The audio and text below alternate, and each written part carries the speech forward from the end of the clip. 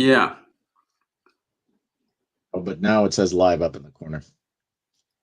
All right. Fixed. They should see us there now. And Andrew is going to spread the word on our behalf.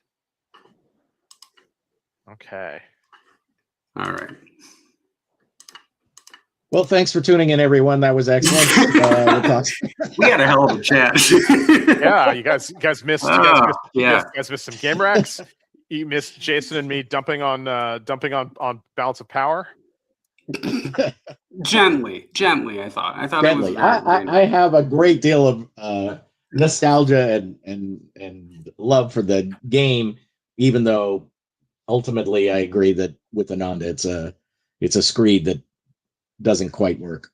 Yeah, for the room, Dan's first question was about the impact of the old video game Balance of Power on Twilight Struggle, and neither Jason or I think that was a particularly good game because it had, at least in my assessment, it had a lot of fake player agency, right? It looked like you had a lot of choices, but you didn't actually.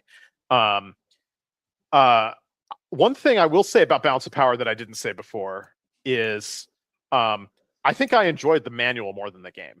Like that game manual was great, right? Like, oh my God, all that, like that was a great game manual that showed like, oh, this is a game about all these different things. And it really went into depth on a bunch of, on like what the, what the sort of context for all of the player menus and actions and stuff were. I found that manual great. But I devoured that manual. I wish the game had lived up to it. He wrote a book also called Balance of Power about the design of the game that I read many years after I'd stopped playing it.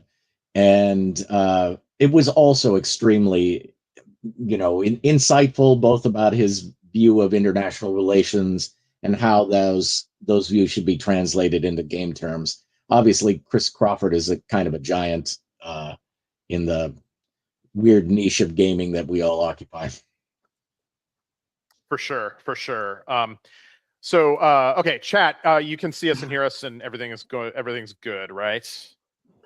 We're so sorry to have black box the first opening. By the way, it was the smoothest intro you've never seen. It was. I had a great introduction. That was a smooth intro. I had a nicely written little intro, and then I brought Jason and Ananda on, and I introduced them really nicely. So just imagining in your mind's eye that was flawless. And then now you're basically caught up to most of the program. And I will not be asking any of those questions that have already been asked again. So alas, we're going to have, this is going to be we're the little fork in the road. We have two different kind of experiences with how this panel's gone. But I promise you that the best parts are still yet to come. So please stay tuned. So we just talked a little bit about deployment of tension, that decision to load. So the opponent's event is firing when players use the ops from an opponent's card. And that's sort of like what kind of galvanizes like basically the sense of that tension, because it's not just ops reacting to one another, but now you're actually automatically feeding events into the system. And then also those events are, you see what your terrible hand is, gives you something to anguish over. Plus you see the added tension now of like, you're trying to approach these scoring objectives that maybe only are sitting in your hand. Maybe your opponent's deduced sort of where they are as well. Just like an added reflection of all the information that's facing you and having to deal with that kind of tension and turmoil. And it's given this thematic resonance. Like I often tell people who are looking to design games and they want to try different things, do like kind of a board game petting zoo. Like one of my favorites to show them is Nitzia's Tigris and Euphrates.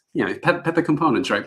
But Tigris and Euphrates is like one of my deep loves, because it's unlike the games where you have a score track around the outside and people can see someone is out achieving them and feel comfortable, and then someone in second might think that they're in striking distance, and then two other people feel miserable for like 75 minutes. I think it's a great idea to have everyone feel bad for the entirety of the game. Because your emphasis is on what are you the worst at? Just focus on feeling inadequate about that. at all times. And then when the game ends, the screens are lifted up. And for those who haven't played, you're trying to gather different colors of influence cubes. It's sort of like a very oblique kind of area control type of setup, but you're collecting influence from your proximity of leaders to different, cities and things like that. In the color you have the least of in these 4 colors is your score. So it's, even if you're really killing it in military or killing it in some sort of, cool, like I have great little river trade and things like that. It's all about what you're doing the wear set. So the very final act of the game is everyone removes their screens and we can just see where everyone stands with your lowest score. So the person who wins has 75 minutes to 90 minutes of anguish, followed by 6 seconds of self-satisfaction, and then you put the game back in the box and you put it away. Yeah. It is one of my favorite games.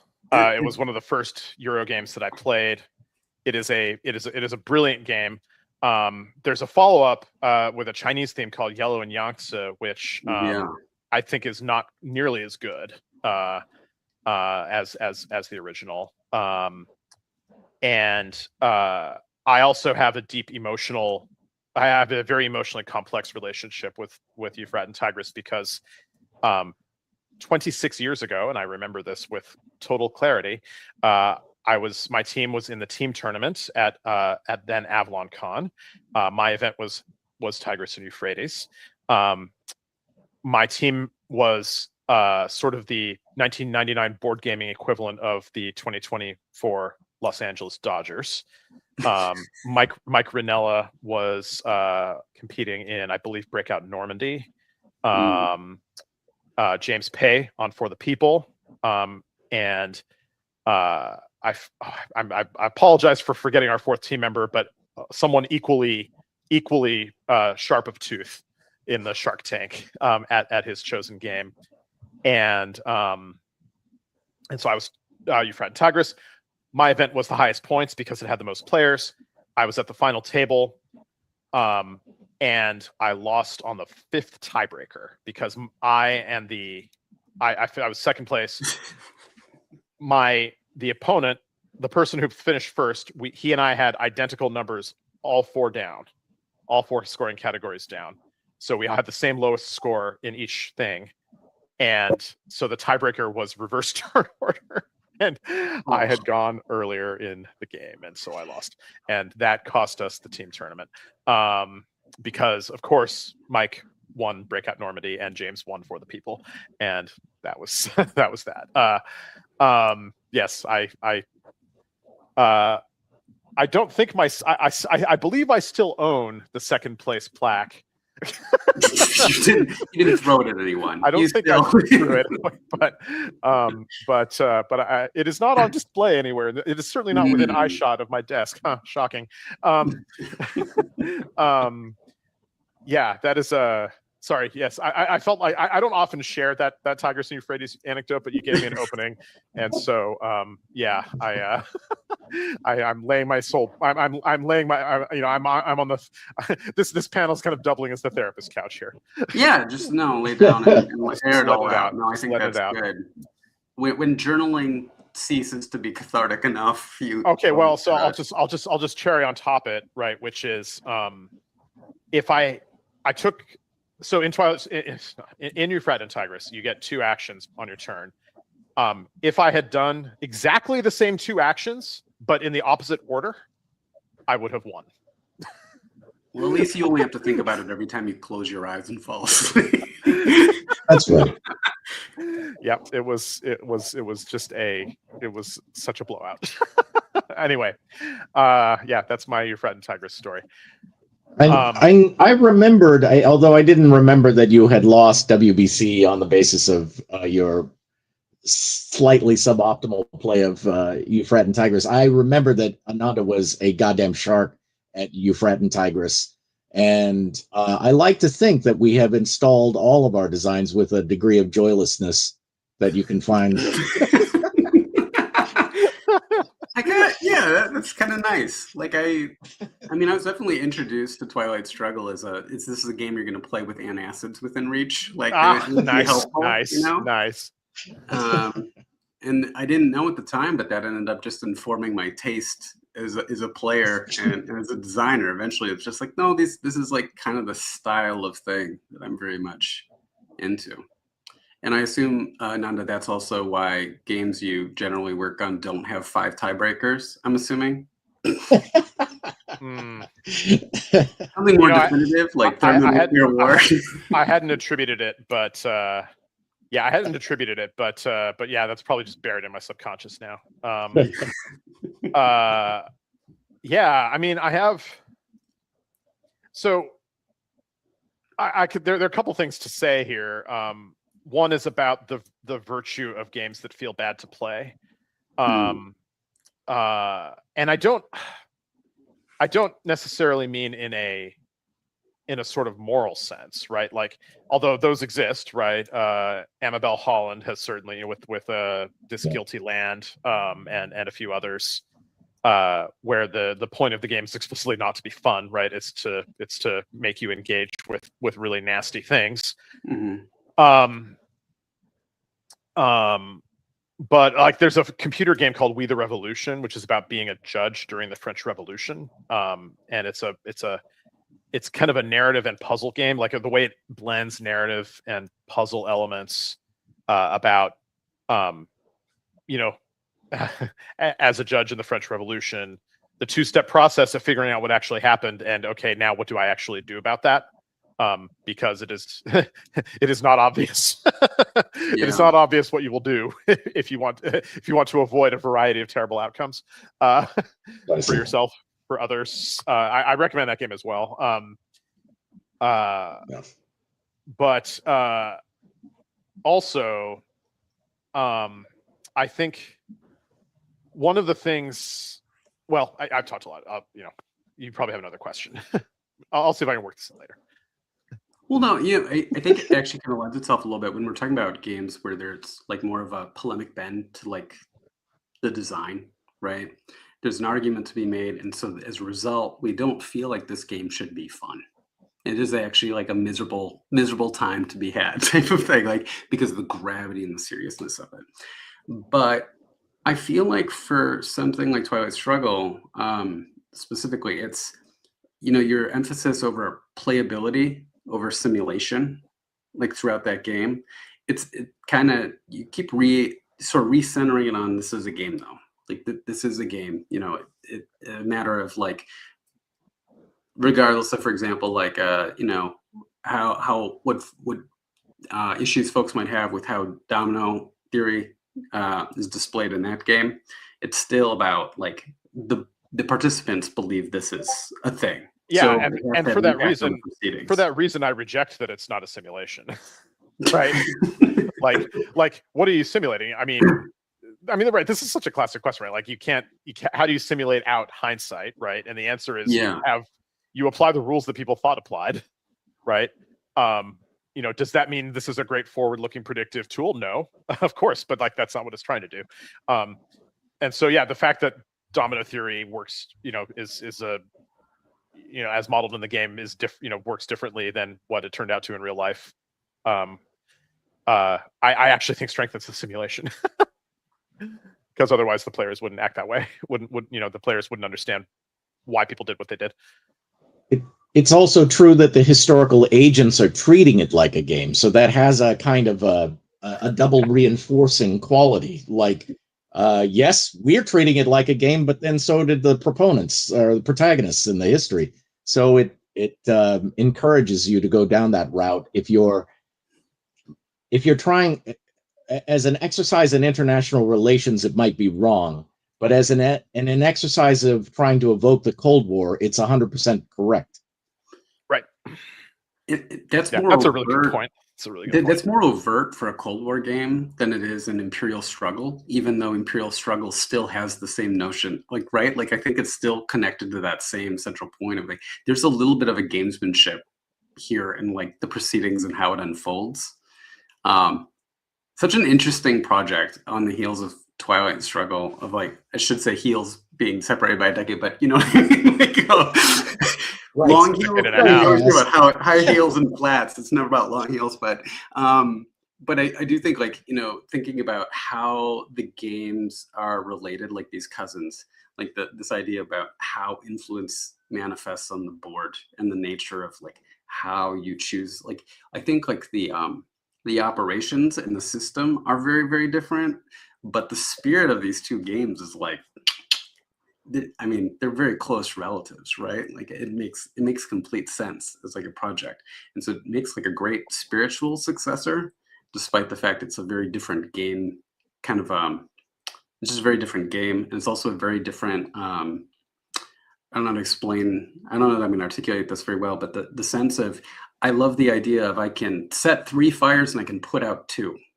Right. And just keep doing that, and what happens? Well, the world burns. That's what that's what happens. Obviously, what happens then is you're screwed. Yeah, like, yeah. Yeah. That was a metaphor I'm sure it's been used elsewhere, but I mentioned it to Ted Racer when playtesting Paths of Glory. The paper version of the paper prototype of Paths of Glory in 1999, and he was like, "Yes, that's exactly that." The front management dynamic was what he was going for with his World War One. If that was the main point of emphasis in Paths of Glory for him, was the front management element. And I was like, yeah, so you have 4 fires and 3 buckets, right? And he's like, yes, that's exactly what I'm going for. I'm like, well, mission accomplished. Yeah, and I think what Jason said earlier, right, about how the protagonists, treated as a game, that is equally true in Imperial Struggle, historically. Yeah. If anything, more so, because it really is. It's the rivalry between Britain and France, which has never really ended, is still it has a jocular quality that the Cold War did not, right? Like, we're not friends, we're not occasionally allies. It's to the death. It was existential. Whereas the rivalry between Britain and France, both of them knew at no point the other one's not going away. This is just going to be a thing. Right. Just going to be a thing. And then, frankly, like, so I think last year, maybe the year before, I finally got around to reading Massey's Dreadnought's book. Why am I not remembering? It's called Dreadnought. It's called Dreadnought. Is it literally just called Dreadnought? Oh, okay. Yeah. And then the second one is Castles of Steel. But yes. Which I haven't read. I have not picked up that doorstop yet. But yeah, I've been working out, but I don't know if I'm ready. What was remarkable to me was how quickly they were able to put that aside by 1904 for the Entente Cordiale, right? And how, like, his narrative just really brings out how that was a time when, and I maybe that's, Jason, you would know better. I would love to hear what you think of this. But basically what changed was Germany, right, defeating France in 1870 in such a decisive way that was a thunderclap. And then B, it just so happened that the two people in charge of foreign policy for the two countries kind of got along, right? They just had the right personalities. They had met each other on the right number of occasions, or as younger men. They weren't strangers to one another, and they were sort of not friends, but they were able to talk to each other. And it was largely through both France's shock at the 1870 war and at the fact that these two were able to get along, led to essentially, we're going to set aside the last 800 years. The good old days. Yeah. History writ on an Etch-a-Sketch, shaken vigorously. Do individual personalities matter in foreign policy to the same degree today that they did? Hard to say after this last year. I don't know. So I'm asking Jason.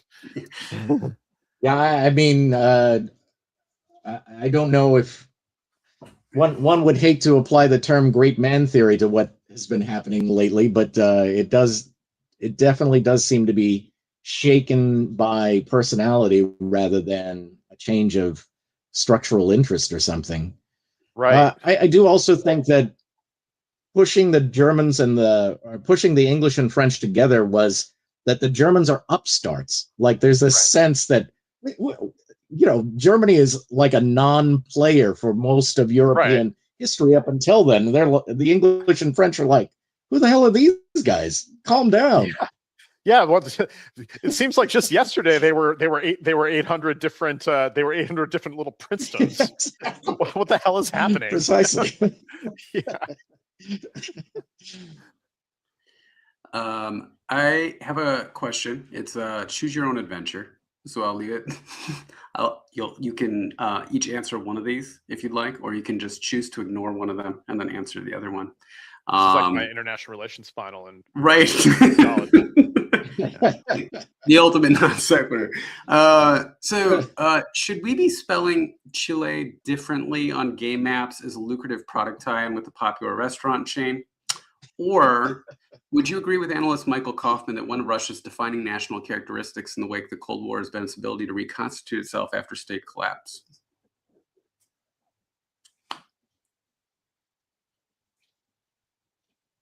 For the first one, I don't know what you're talking about. I see. For It's the my second understanding that Chile was written as Chile on one of these game maps. like I said, I don't know what you're talking and about. you don't know what I'm talking about. Okay, that's fair. No. Jason, you can weigh in on Russia.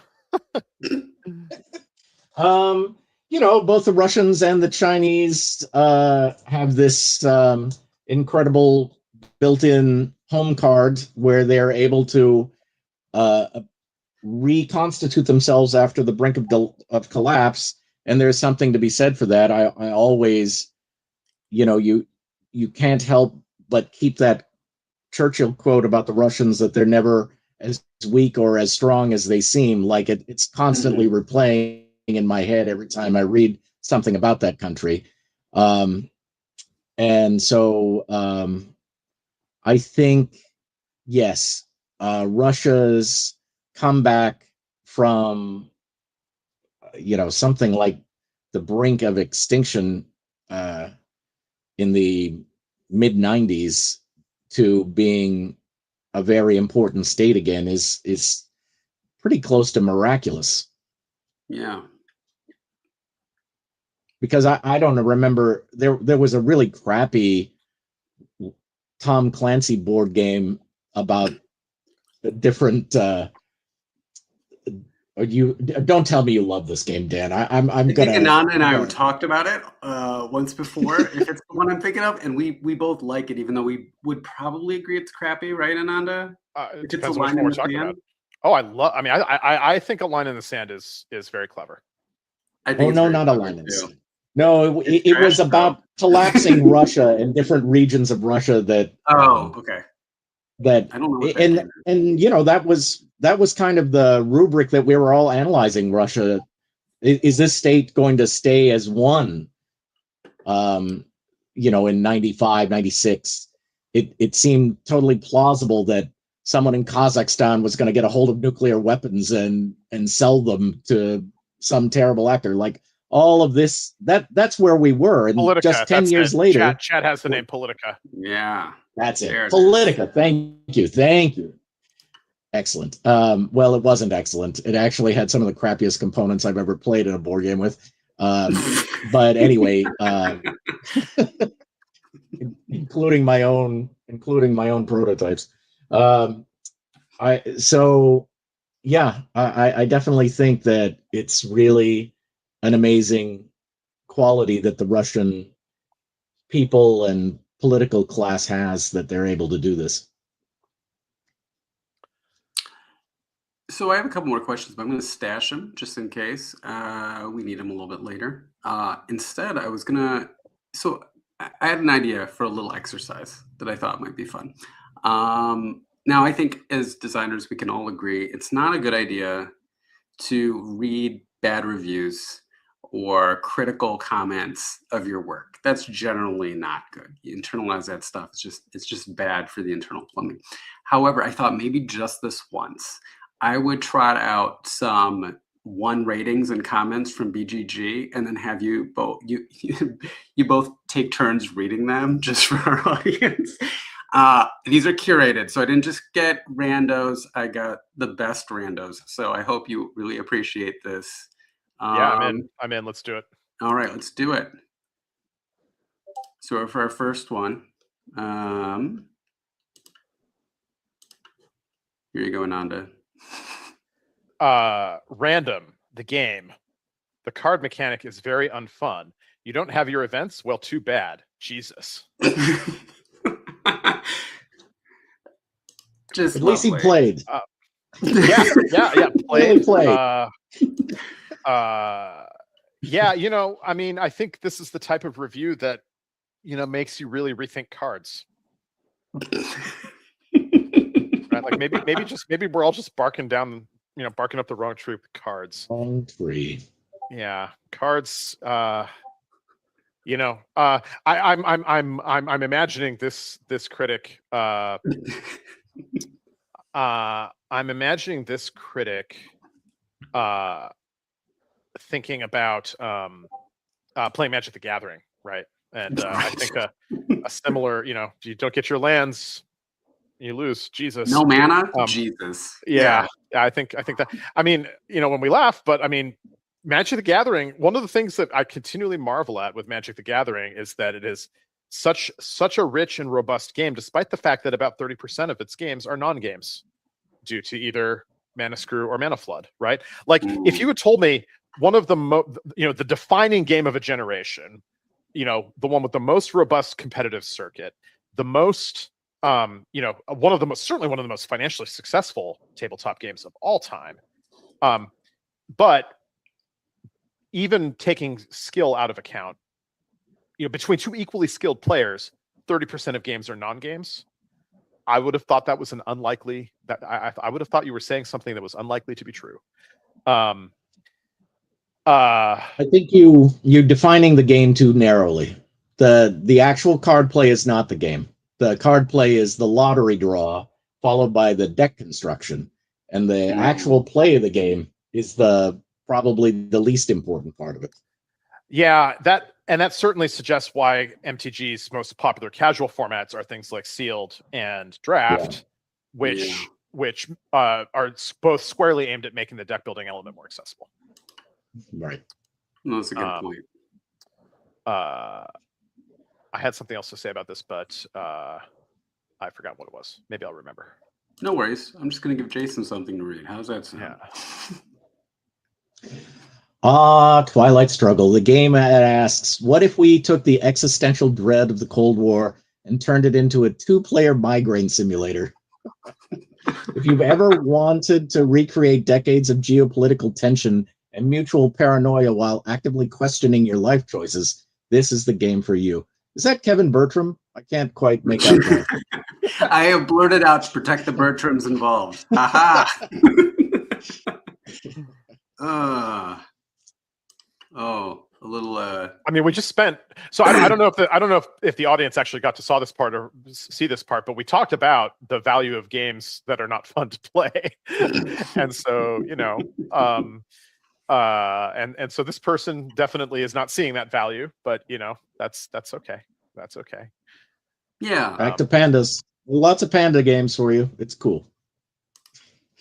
I got okay, so I only got a couple more, I promise. This one's for Ananda. El peor juego que he jugado en mi vida. No se merece estar top 100. So I don't speak great Spanish, but I believe this says in Spanish, this is the worst game that I've played in my life. Correct. I do not think it belongs in the top 100. Think it belongs in the top 100. Okay. I highlighted for you though, Ananda, because Chile right there. Yes, thank you. yeah. Maybe this person played the first edition. Yeah, it might have been an earlier version. Might have been the first printing.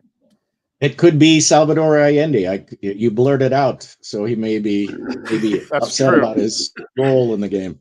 Or he doesn't think his card is. He doesn't think his card is good enough. BGG accounts open. You know, he doesn't. Yeah, maybe he doesn't think his card is good enough. Like that's the like that happens in the digital industry. So as the culture of both Madden and FIFA has grown, I have spoken to systems designers on the EA teams who get direct messages from NFL players saying, "You have gotten why is my rating this? Like you have underrated." You think my That's agility amazing. is a 79? What are we Yeah. doing here, right? I'm Spider-Man, goddammit. Yeah, and so those teams have in some cases had to build up some structural muscle to filter messages from annoyed players about who are about. Are you saying, why do I? Apparently, the best ones are the ones where they don't just like say their rating is wrong, but they cite another player. They're like, "Are you saying I'm not faster than this guy? I'm What better is than happening?" this. Yeah, Right, like it's very relative. Right, there's a lot of relative.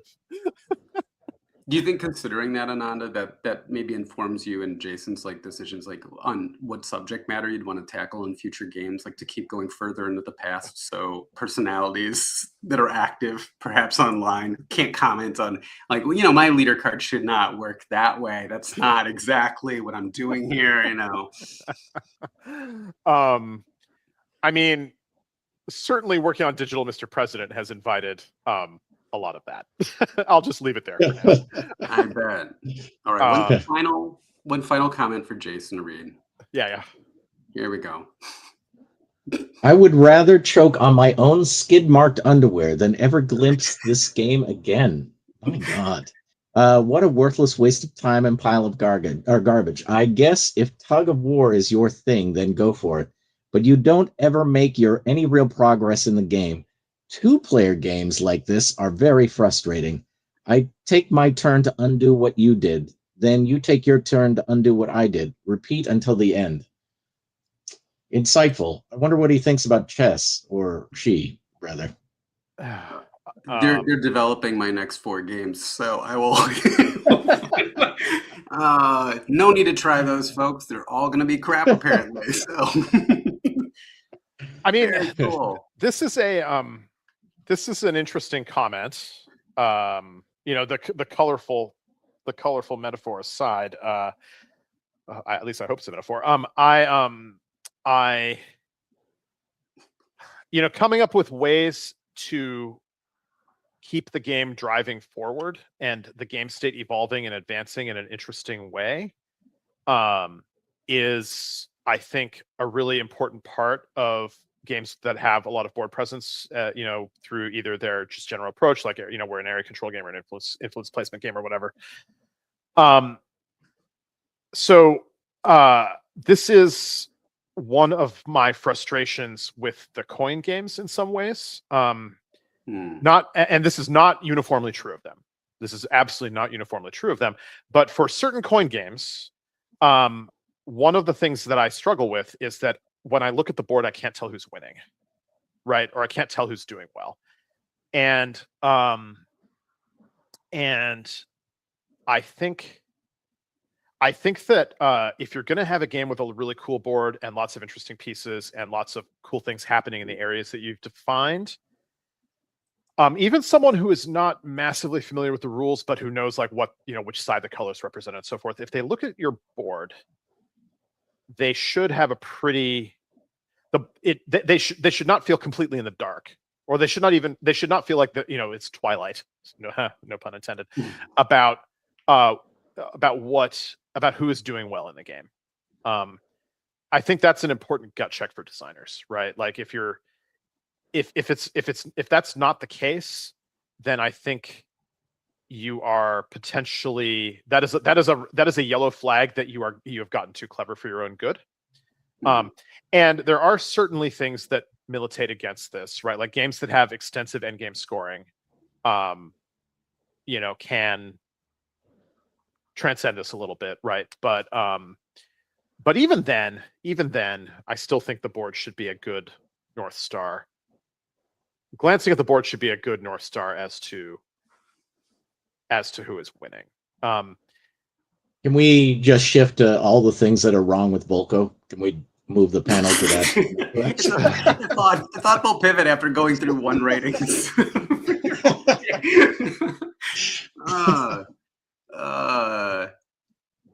Jason, do you agree with that? Or do you generally like sloppy games? How do you feel about it? I mean, I tend not to love point salad, even though I guess the first couple of times I experienced it, I thought it was interesting, but then then you just, that kind of approach to design ends up almost inevitably being about incrementalism, and I don't usually find myself enjoying incrementalism that much. It just, I guess it depends on the design, but as a design approach, it wouldn't be something I would seek to emulate. We talked about Tigris and Euphrates, which is a game that you definitely don't. I don't know if I'm winning until people pull up their player board or whatever visor screens at the end.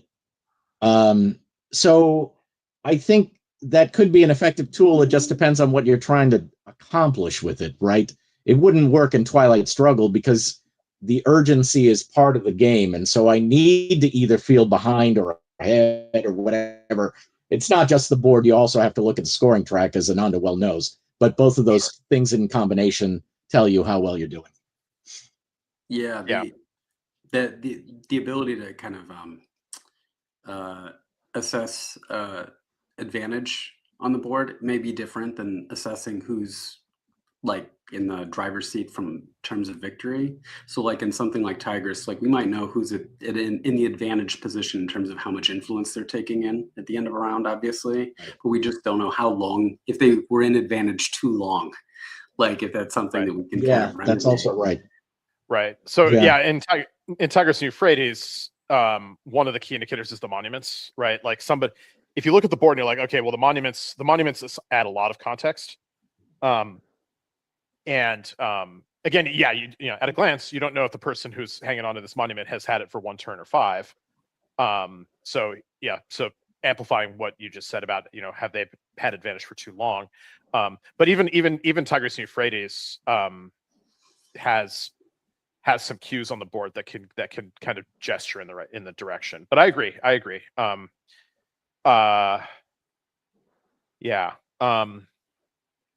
think. Yeah. Anyway, I wanted to go back a little bit to the Nastygram 1 rating to talk just briefly about the Tug-of-war thing. Everybody talks about the Twilight Struggle as a Tug-of-war. Why was he playing with dirty underwear? I didn't understand that either. I didn't grasp it. Better no underwear at all, for sure. So all the economics that underlie the Twilight Struggle engine actually are there to discourage you from engaging in tit for tat gameplay. And so if you play Twilight Struggle as, strictly speaking, a tug of war, you're going to lose almost every time. Mm-hmm. The trick of Twilight Struggle, in that you would only really grasp after maybe playing through it once or twice, is that you have to create your own advantage somewhere else to compensate for where you're behind. The answer is not actually to try and spring forward, because your opponent will always be able to counter that. Absolutely. Plus, you're just adding advantage, I imagine, to the first player, like in any of those scenarios. Yeah. And in Imperial Struggle, you know, what Jason said earlier about incrementalism, like incremental sort of marginal gameplay, right? Like Imperial Struggle's designed very acutely to tell the players to put together big moves, right? Like Imperial Struggle's a game of thunderclaps. And that's really intentional, because that is what, first of all, there were just a lot of thunderclaps in that period. But also, there are a lot of thunderclaps in that period, and the players need to have a really good reason to chase those, right? And so that's, the design is very, very calibrated around can you thunderclap your opponent more than they thunderclap you? That's a really good insight, and I was just joking with Ananda. Origins, I think, is the first time that Ananda and I had actually appeared on a panel together. So I've watched Ananda speak, and I have spoken, but we haven't been on panels together, so I don't really know what he says about our games very much. But that I hadn't heard him say that before. But that is an important thing which distinguishes Imperial Struggle from just a Euro game about global markets, of which there are 1,000. And that's why it doesn't feel like one of those, because you're building towards these big moves rather than having one more sheep or one more, crop or whatever the hell than Right. your opponent in a Euro game. Yeah. Twilight, like the emotional vibe of Twilight Struggle is crisis management, right? Your hand is a crisis that you have to navigate every turn. Your opponent's actions change the board in ways that basically present as crises to you. And that's just the wrong vibe for a game about the 18th century. Right. The 18th century, what we wanted was for the players to be looking for opportunities, right? Where are these opportunities? Where are these threads that I can pull that could lead to, if I maneuver in these particular ways in these particular places, given that I have limited windows in which to do so, right? Because there's only 4 actions per turn per side, right? So you have your as befits the distances and communications of the time, you are working with blunt instruments, right? How can I put together something that is going to materially advance my position? And that's a really and so when players ask like, hey, why is an Imperial Struggle more like Twilight Struggle? I mean, there are a lot of answers to that, but I think that's what I would say first. Yeah. Right. I think sorry, Dan, go ahead. Oh, I didn't really have a fully formed thought. It's probably best not to say it. We tried to go out of our way to say this will not be tricorns and powdered wigs Twilight Struggle. We said it every time we got a chance, but people still kind of expected that that's what it would be. And I think they were surprised that it was some other thing. And as you say, it has it echoes Twilight Struggle because it's global in nature. It's this rivalry. It tends to both games ignore the fact. Yeah, exactly. And both games ignore the fact that other countries have agency. Actually, in real life, they do. But it's okay, because the British and the French were acting like they're the only two things. Like they're the only guys in the room. Yeah. Yeah. No, that's totally understandable. I also think too, like for any of these models, like I think one understands a little bit better when you're designing historical games that you're choosing to emphasize certain things, and unfortunately, by putting those things in the focus, things around the edges get blurred a bit. And so as a result, it's like this is the story about the rivalry between these two nations. Of course, we're not talking about Spain right now. Like, of course, we're not talking about Spain right now.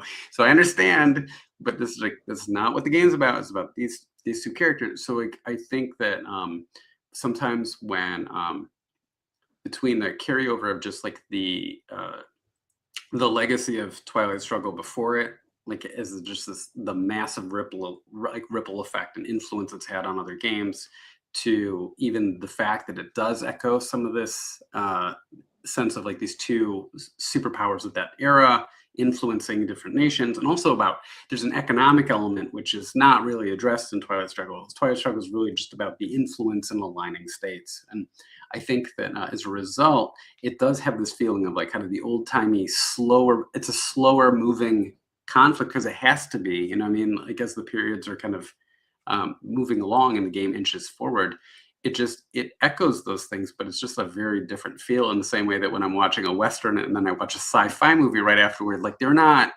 sci-fi Westerns, but they're not going to feel the same. Like it's like just Mandalorian. It's like, it's not a Western. It's not a samurai flick. It echoes some of it, but it's just not the same kind of thing. It's also interesting. I feel my sense of it is that with Twilight Struggle, I know both of you have talked a little bit separately about this desire to make games, the CDG, like getting it to this more contained within an evening kind of experience, something that can be played a little bit faster. And I was wondering if the two of you could kind of talk about how at the time that Twilight Struggle came out, CDGs were sort of trending the opposite direction. versus kind of where now, because of the influence of things like TS, I feel like now we're seeing more of the smaller, faster playing, that more accessible CDG. TS is too long as far as modern tastes go. I mean, Ananda and I, we played Paths of Glory together, and we were in that mode together. And so it was actually, I guess, Ted's next game. What's the World War II one? Barbarossa to Berlin. Barbarossa. Oh yeah. Barbarossa to Berlin. And, we went from 8 hours to 12, and we're like, we can't do it. You're breaking us. And so that really was part of, it was certainly an important element of design, because we both started out with We the People, and we're like, look at how much bang for the buck you get in this amount of time, and how much punch and heft you can have in a shorter play time. And even though we both, adored what Ted was doing, we were having kids, we had jobs, it wasn't like we were in college anymore. So something had to give. Yeah.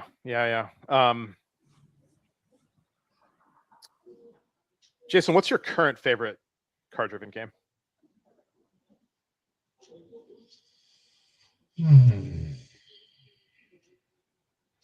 That is a good question. You know what? I probably have been playing more Votes for Women than anything else. And I don't know if it's my favorite, but I like teaching it.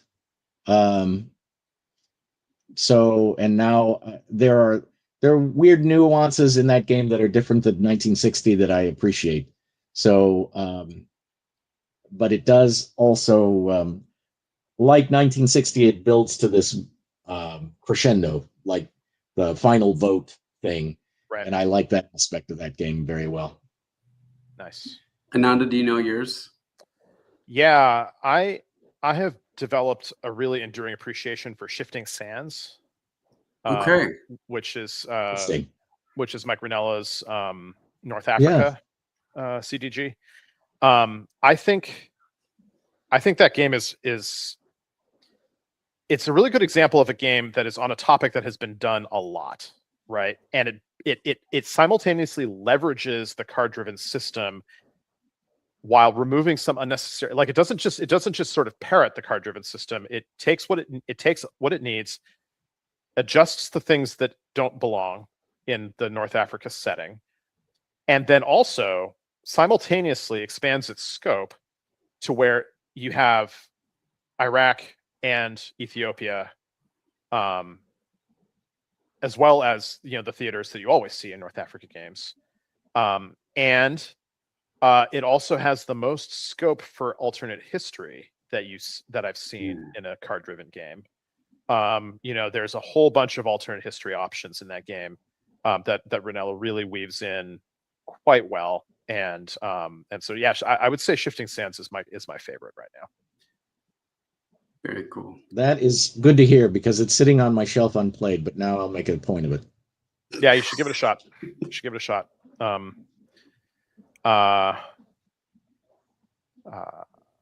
Yeah, you can really do some fun stuff in that game. Yeah, and again, like the scope and yeah, so right, it's also time, right? Like it starts, the campaign scenario, right, starts in 1940, right, with the Italians, and ends with, ideally the Americans. The Americans are in, and you can get to the historical like clearing of North Africa, right? So it doesn't just focus on 41 and 42 like a lot of North Africa games does. It doesn't just focus on the Egyptian front like a lot of North Africa games do. And it doesn't just focus on the historical events, but gives you some yeah. Well, yeah, Jeff and I played it at last ST HistCon, which was great fun. Jeff, next in November we're gonna try Ranella's other World War II CDG, which is Fortress Europa. Where is it? I must have moved it. I think it's called Fortress Europa. Yeah. Throw it down. I like, by the way, Nanda, that you always look off to the shelves. So I know that the game shelves behind you aren't the obligatory green screen of game shelves. No, no, this is all real. It's like this is All real. a meteorologist who knows the weather. Like it's right there. It's in his grasp. Yeah. Very cool. Naval battles in Imperial Struggle are a fun wrinkle, says Molotov Teal in chat. I agree. I think so. A lot of people ask about Imperial Struggle expansion content. I'll just quickly say something about that and future projects because I know we're basically out of time here. But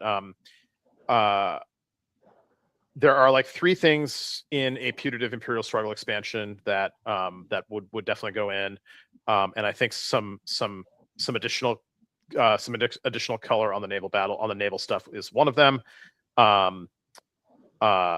It might not though. It might not. But there are some ideas there. And there's some other cool stuff that I would work on a little bit with Jason. This would all be after Mr. President Digital is safely feature complete and a massive early access and full launch success. And then I guess I'll say my other board game project was a game about the French Revolution. I shelved it because I couldn't find a way to make it fun for the reactionary player, right? For the anti-Republican player. But I think I'm back on track. I'm excited to try Sam London's Will to Fight system with it. I think that might have been the missing puzzle piece. Jason, have you played Common Sense yet in prototype or elsewhere? I have not, but I like everything he's up to. So yeah. Yeah, so that's his American Revolution game. It's really cool, and it uses a system. I watched it. I think it was. I watched it play. Now that I think about it, at SD Hist, whatever, a year or two ago. Yeah, I think it's really strong, and I'm excited to attempt to put the French Revolution into that system. Very cool. Jason, what do you got coming up? Well, to be honest, the 20th anniversary edition of Twilight Struggle I thought was not going to be a hassle, and I was wrong. It's been a giant hassle. It is. I mean, it's honestly been like a year of nonsense, and I'm like, oh God, when will this be over and out the door?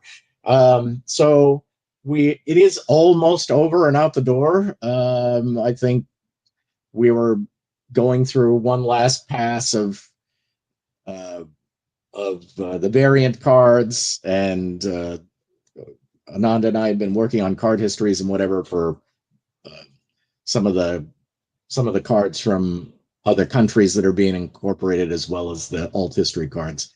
So I don't know. But anyway, that took a bunch of time. It kind of pushed me off Twilight Struggle South Asian Monsoon. I've been dabbling in a design about something weird. I'm going to do a game on economic history, and it's going to be about the citrus industry in California. Oh. And yeah, I was inspired by Union Stockyard. I don't know if you got a chance to play that. I've heard of it. It's a really an extremely good economic game, and it obviously takes the history of Union Stockyard quite seriously.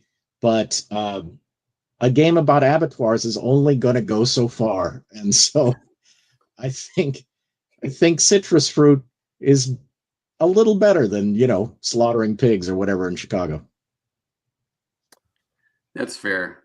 I wish I could agree with you, but alas, I don't. I think pig slaughter is the future of our industry, unfortunately. Even though I too, Jason, have decided to make a game about fruit, so I totally understand. It's just a little sunnier, a little rosier. That's great. Also, the board of Union Stockyard is the brownest thing that has ever been published. It looks, if it was about the Somme, you would be like, oh yeah, that's the Somme. No, that's not the Somme, that's Chicago. In my head, and not having played the game, I'm just imagining the board for Eric Lang's Chaos in the Old World, which is just flesh stretched across. Oh yeah, It's the most ridiculous thing. But I'm just doing like kind of like a pork tune-up of it. Yeah, no, I could see that being kind of drab and sad. What a great note to close on, gentlemen. Thank you so much for joining. Thanks for having me, us, Dan. Really appreciate the Really chance to appreciate it. chat. And to our audience, thank you as well for joining us. I'm sorry we ran a little over, but in a weird way, we also ran a little under. So I'm sorry, you're welcome. I don't know, but thank you, and please enjoy the rest of Winter Quarters. Take care, everyone. For sure. Thanks, everyone. Bye-bye.